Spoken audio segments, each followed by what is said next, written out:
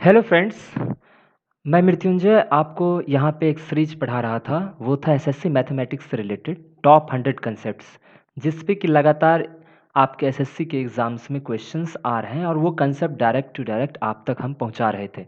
अभी तक हम 25 कंसेप्ट पढ़ चुके हैं और ये है हमारा डे 6।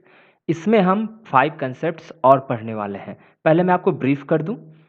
26 कंसेप्ट आपका सिमिलरिटी ऑफ ट्रायंगल से, फिर है आपको 27 ओजीसी रेशियो, मतलब ऑर्थो सेंटर, सेंट्रॉइड एंड सरकमसेंटर के बीच में जो डिस्टेंस का रेशियो होता है वो देखेंगे हम।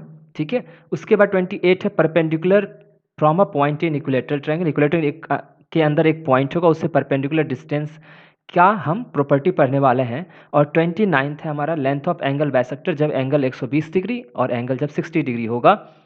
और फिर जो आज का लास्ट कंसेप्ट है वो है type of triangle by side. हम किस तरह से साइड को, अगर 3 साइड दिया हुआ है तो उससे हम कैसे बता सकते हैं कि वो किस तरह का ट्रायंगल है, एक्यूट है या फिर ऑब्ट्यूज है या राइट एंगल ट्रायंगल है। ओके, तो चलिए आज का क्लास हम स्टार्ट करते हैं। अगर आपको हमारा ये क्लास अच्छा लग रहा है तो आप ज़रूर हमारे इस वीडियो को लाइक कीजिए, इसे शेयर कीजिए और अपने फ्रेंड्स के बीच में भी इसे शेयर कीजिए और हमारे चैनल को सब्सक्राइब कीजिए, ताकि इसके बाद वाला जो भी हम वीडियो आपके यहाँ लाए वो आप तक आसानी से पहुंच सके। तो चलिए देखते हैं आज सिमिलरिटी ऑफ ट्रायंगल।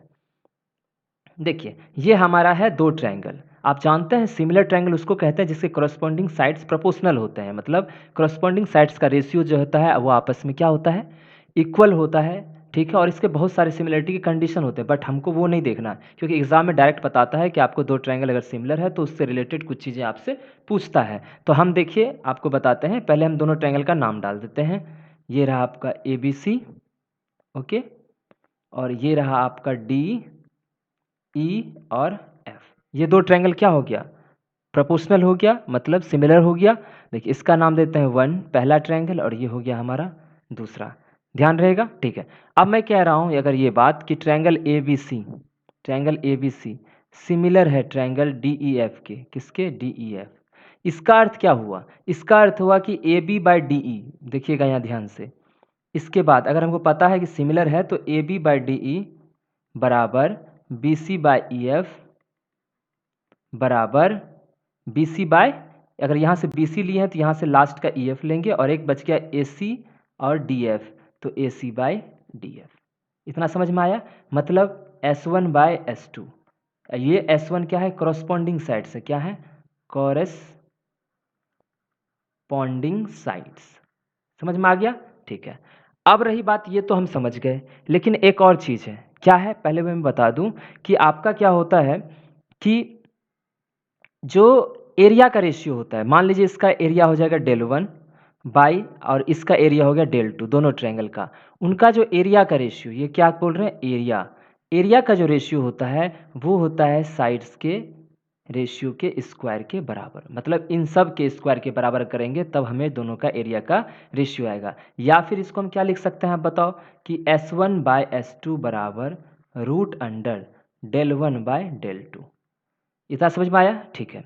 इससे डायरेक्ट क्वेश्चन आपको आता है इस फॉर्मूला से, इसको आप ध्यान रखना है। लेकिन अब जो बताने वाले हैं वो समझिए, इसमें क्या क्या चीज़ें हो सकती हैं। अब देखना कि S1 बाय S2 बराबर क्या हो गया, आपको बताओ, √del1 बाय del2 हो गया। ये और भी बराबर होता है किसके, H1 बाय H2। आप कहोगे सर H1 बाय H2 क्या है, तो हम बोलेंगे ये एल्टीट्यूड है, एल्टीट्यूड है। मतलब यहाँ से अगर हम कोई एल्टीट्यूड ड्रॉ करते हैं, ये मान लो ये हो गया H1 परपेंडिकुलर, और अगर ये भी H2 करते हैं तो इसका भी रेशियो जो होता है ना, वो साइड्स के रेशियो के बराबर होता है। दूसरा चीज़ ध्यान देना। ठीक है। दूसरा क्या मैं कह रहा हूँ, M1 bye M2, M1 bye M2। बोलोगे सर M1 बाय M2 क्या है, तो हम बोलेंगे सर ये मीडियन है। दोनों ट्रायंगल के मीडियंस का रेशियो भी उसके करस्पॉन्डिंग साइड्स के रेशियो के बराबर होता है। फिर क्या है आगे, फिर है आपको P1 bye P2, P1 bye P2। आप बोलोगे सर P1 बाय P2 क्या है, तो मैं कहूँगा पेरीमीटर। क्या है ये, पेरीमीटर। दोनों ट्रायंगल का 1 का पेरीमीटर बाय ट्रायंगल 2 का पेरीमीटर बराबर S1 bye S2, side 1 by side 2 हो जाएगा। फिर आप बोलोगे सर अब बताओ और आगे क्या हो सकता है, तो हम बोलेंगे R1 बाय R2। ये हो गया आपका क्या चीज़, सरकम रेडियस दोनों ट्रायंगल का सरकम रेडियस भी आपस में प्रोपोर्शनल होगा और एक हो जाएगा R1/R2 जो कि होता है इन रेडियस। क्लियर हुआ आपको? ये सब कुछ आपस में क्या होते हैं, रेशियोज में बराबर होते हैं। अगर कोई दो ट्रायंगल क्या हो गया, सिमिलर हो गया, तो इसमें क्या क्या चीज़ ध्यान रखना है, अगर दो ट्रायंगल सिमिलर हैं तो उनके साइड्स का रेशियो क्या होगा, कोरस्पॉन्डिंग साइड्स का रेशियो बराबर होंगे। दूसरा चीज़ क्या ध्यान देना है कि दोनों ट्रायंगल का जो एरिया का रेशियो होगा वो उसके साइड्स के रेशियो के स्क्वायर के बराबर होगा। और तीसरा जो सबसे ज़्यादा इंपॉर्टेंट चीज़ है, अगर और कुछ दे दिया, पैरामीटर दे दिया, एल्टीट्यूड दे दिया, मीडियन दे दिया, सर्कम रेडियस, इन रेडियस, कुछ भी दिया, तो वो सब साइड्स के रेशियो के बराबर में होगा। इतना चीज़ आपको ध्यान रखना है और इससे रिलेटेड अगर क्वेश्चन आया तो आप उसको झट से कर लोगे। समझ में आया? तो चलिए अब देखते हैं दूसरा 27th कंसेप्ट आज का, ओजीसी। मेरा कहना ओजीसी, तो ओजीसी का अर्थ क्या होता है भाई? तो एक लाइन ऐसे ड्रॉ कर लो, ठीक है, ये ड्रॉ कर दिया, यहाँ पे ओ लिख दो, यहाँ जी लिख दो और यहाँ सी लिख दो। ओ का अर्थ क्या हो गया भाई? ओ का अर्थ होता है ऑर्थो सेंटर। क्या होता है? ऑर्थो सेंटर, किसी ट्रायंगल का ऑर्थो सेंटर। जी मतलब क्या हो गया? सेंट्रॉइड। और सी मतलब क्या हो गया? सॉरी, एक मिनट, ठीक है, सी मतलब क्या हो गया? सी मतलब हो गया आपका सरकम सेंटर। सी मतलब क्या हो गया आपका? सरकम सेंटर। इसे भी मैं लिख देता हूँ, सरकम सेंटर। क्लियर हुआ? ये हुआ आपका सरकम सेंटर, ओके। और ये हो गया ऑर्थो सेंटर और ये हो गया जी सेंट्रॉइड। ये सब एक लाइन में आते हैं किसी भी ट्रायंगल में। मान लो यहाँ पे है तो यहाँ ऐसे, मान लो आ गया है, हम यहाँ जस्ट मान लेते हैं कोई एक ट्रायंगल है दिया हुआ, यहाँ ओ आ गया, यहाँ पे जी हो गया और यहाँ सी आ गया। तब क्या होगा कि ये जो है 2:1 के रेशियो में बटेगा। इसका अर्थ क्या हो गया? इसका अर्थ हो गया कि OG के बीच का डिस्टेंस और GC मतलब OG ऑर्थो सेंटर सेंट्रॉइड के बीच का डिस्टेंस और GC मतलब सेंट्रॉइड और सर्कम सेंटर के बीच का डिस्टेंस देखेंगे तो वो 2:1 रेशियो में बटेगा। कैसे रेशियो में बटेगा? 2:1 रेशियो में। ये आपको हमेशा अपना ध्यान देना है। क्लियर हुआ? ठीक है। अब हम चल रहे हैं तीसरा प्रॉपर्टी। ये क्या लिखा हुआ है पहले आप देख लो। यहाँ लिखा हुआ है आपको कि perpendicular from a point in equilateral triangle. सबसे पहले आपको दिमाग में ये रखना है कि ये क्या है? ABC एक इक्विलेटरल ट्रायंगल है। इसका मतलब हो गया कि सारे साइड्स क्या हैं? तीनों साइड्स क्या हैं? बराबर हैं। क्या है? बराबर है। मतलब क्या हो गया? अगर ये A है तो ये भी क्या होंगे? A होंगे, ठीक है। ये भी क्या हो जाएगा आपका? ए हो जाएगा। क्लियर हुआ? ठीक है। अब मेरा ये कहना, ध्यान से देखना, मैं ये नहीं कह रहा कि एक पॉइंट एकदम बीचों बीच है कि इस ट्रायंगल के, नहीं, कहीं भी आप डाल दो पॉइंट। हम यहाँ पे ले लेते हैं, ओके, यहाँ एक पॉइंट डाल दो, ठीक है। अब इस पॉइंट से क्या करो कि इस पे भी परपेंडिकुलर डालो, डाले और इसका नाम रख दो P1।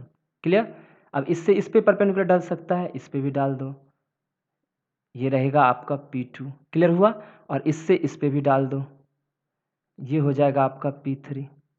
ठीक है, ये समझ में आया? ठीक है। अब मुझे एक बात बताओ कि इसका जो हाइट होता है, HEIGHT हाइट मतलब P, हाइट मतलब क्या हो गया? P मान लेते हैं कि अगर इसके बीच में कोई हाइट, जैसे इक्विलेटरल ट्रायंगल हो गया, यहाँ से परपेंडिकुलर डालेंगे तो ये हाइट हो गया। ये हाइट को हम P नहीं H ही रहने देते हैं, आपके लिए सही रहेगा, ठीक है। तो इसको मान लेते हैं H बराबर क्या होता है? याद है आपको, मैंने बताया था √3/2a। √3 बाय क्या होता है? 2a। तब आपको एक चीज़ ध्यान रखना है कि P1 प्लस ये जो लेंथ है P1, आप एक पॉइंट मान लेते O, कहीं भी एक मान लो, आप चाहे यहाँ मान सकते हो, कहीं भी कर लो। उसके बाद जब तीनों तरफ करोगे तब वो बता रहा हूँ, P1 plus P2 plus P3 ये बराबर होता है इस पूरे इस ट्रायंगल के, इक्विलेटरल ट्रायंगल के हाइट के बराबर, मतलब √3a/2। √3a/2 के बराबर इन तीनों का समेशन बराबर होता है। ऐसा कई बार आपसे क्वेश्चन पूछ चुका है एग्जाम में। क्लियर रहेगा? आपको ध्यान रहेगा ये चीज़, ठीक है। या फिर क्या कह सकते हैं कि a बराबर 2/√3 के अंदर P1 plus P2 plus P3। समझ में आया? तो ये था परपेंडिकुलर फ्रॉम अ पॉइंट। कोई भी एक पॉइंट से परपेंडिकुलर जब डालेंगे इक्विलेटरल साइड्स पे तो आपको ये फॉर्मूला आपको ध्यान रखना है, ये प्रॉपर्टी को। अब चलते हैं हम नेक्स्ट। ये देखिए, length of angle bisector when angle is, क्या बोल रहा है, 120 डिग्री हो या फिर 120 डिग्री या फिर 60 डिग्री हो। यहाँ पे तो आप देख ही रहे हो, इसको आप मान लेना, मैं कह रहा हूँ इसको मान लेना कि ये 120 डिग्री है। कितना है, यहाँ ए मान लो इसको, यहाँ बी मान लो, यहाँ सी मान लो, ठीक है। यहाँ मान लेते हैं कि एंगल ए बराबर 120 डिग्री और इसको मान लो आप 60 डिग्री। क्या मान लो, 60 डिग्री। तो एंगल ए बराबर 60 डिग्री, ध्यान रहेगा, ठीक है। अब सुनना, अब क्या कर रहे हैं, यहाँ से एक एंगल बाइसेक्टर हम ड्रॉ कर रहे हैं। ड्रॉ किए, ये क्या है आपका एंगल बाइसेक्टर। यहाँ पे ए डी डाल दो और यहाँ पे डाल दो डी ई एफ और यहाँ से डी एक्स डाल दो। ये भी आपका क्या है, एंगल बाइसेक्टर। क्लियर हुआ। अब हमको क्या करना है, इस ए डी का हमको वैल्यू चाहिए ना, लेंथ चाहिए। ए डी बराबर क्या होगा, क्या मैं बोल रहा हूँ, ए डी बराबर क्या होगा वो मुझे बताना है। जब एंगल क्या हो जाए 120 डिग्री, मतलब ये जो एंगल है ये कितना है 120 डिग्री और ये कितना है 60 डिग्री। तो जब ये मुझे निकालना पड़ेगा ए डी बराबर ध्यान देना, ए डी बराबर क्या होगा। अब हम कह रहे हैं कि ये साइड का लेंथ बी मान लो और ये साइड का लेंथ आप सी मान लो, ठीक है। तब ए डी बराबर यहाँ पे होगा बी सी, ध्यान देना, बी सी मतलब बी इंटू सी बाय बी प्लस सी, ये ए डी आ जाएगा। और यहाँ पे अगर देखोगे डी एक्स बराबर क्या हो जाएगा आपका, ये भी यहाँ मान लो कि बी है, मैं बी ही रख लेता हूँ और यहाँ भी इसको सी ही लेंथ मान लेता हूँ, ओके।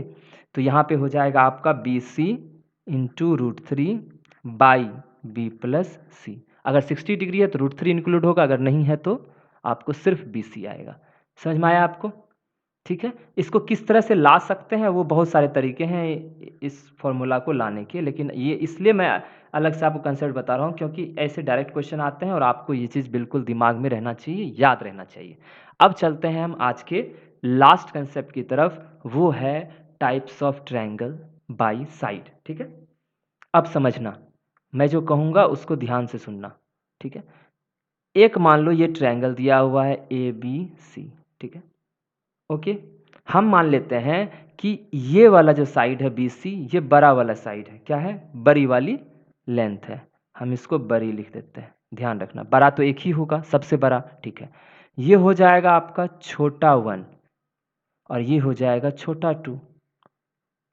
समझ में आया, ये साइड्स का लेंथ है।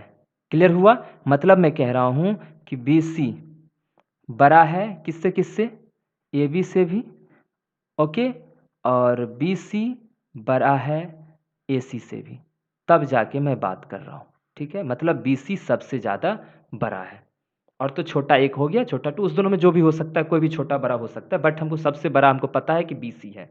तब आपको एक चीज़ समझना है, ध्यान से देखना, इफ़, अच्छे से देखना, इफ़ बड़ी बड़ी वाली साइड्स का स्क्वायर, ध्यान देना, बड़ी वाली साइड्स का स्क्वायर लेस होगा, अब इफ बड़ी वाली साइड्स का स्क्वायर लेस होगा छोटी वाली साइड्स के स्क्वायर के सम से, छोटी वाली साइड्स के स्क्वायर के सम से अगर इससे लेस हुआ तो जो ट्रायंगल है वो कौन सा ट्रायंगल होगा, वो होगा एक्यूट एंगल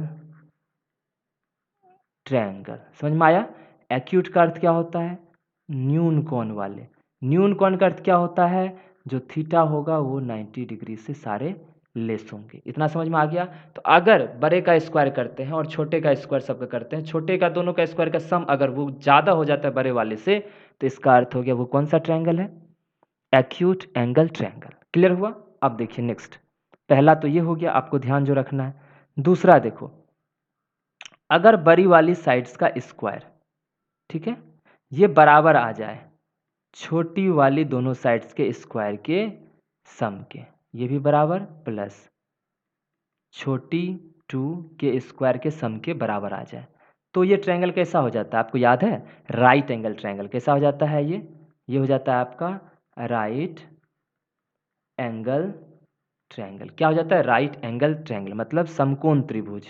कौन सा हो जाएगा, समकोण त्रिभुज, जिसका कि क्या हो जाएगा, एक एंगल थीटा बराबर क्या हो जाएगा 90 डिग्री के बराबर। क्लियर हुआ ये चीज़, ठीक है। अब देखिए ये बराबर था तो ये हो गया। अब एक तीसरा कंडीशन बाकी है, क्या चीज़?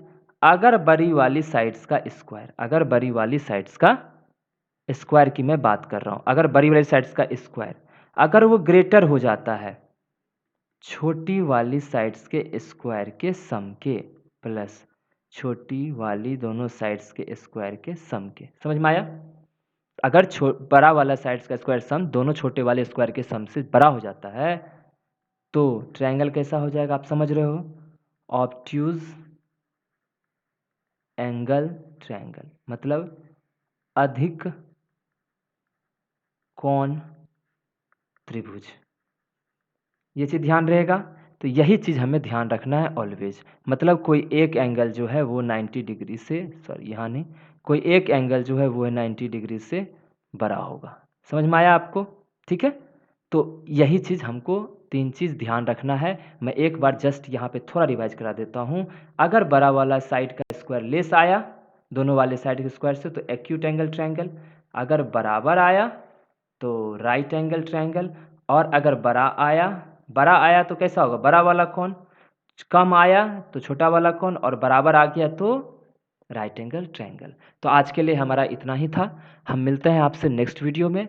आपको अगर हमारा कंसेप्ट ये सारा जो सीरीज हम पढ़ा रहे हैं अगर आपको अच्छा लगता है तो आप ज़रूर हमारे चैनल को सब्सक्राइब कीजिए और इस वीडियो को और अधिक बच्चों तक पहुंचाइए ताकि उनका जो पेपर होने वाला है उससे पहले मैं ये सारा कोशिश करूंगा कि ये सारे कंसेप्ट आपको मैं सब कुछ एग्ज़ाम जो सीजीएल होने वाला है उससे पहले आपको ये कंप्लीट कर दूँ। तो हम मिलते हैं आपसे नेक्स्ट वीडियो में। ठीक है, आप लोग सभी स्वस्थ रहिए, मस्त रहिए। Have a nice day.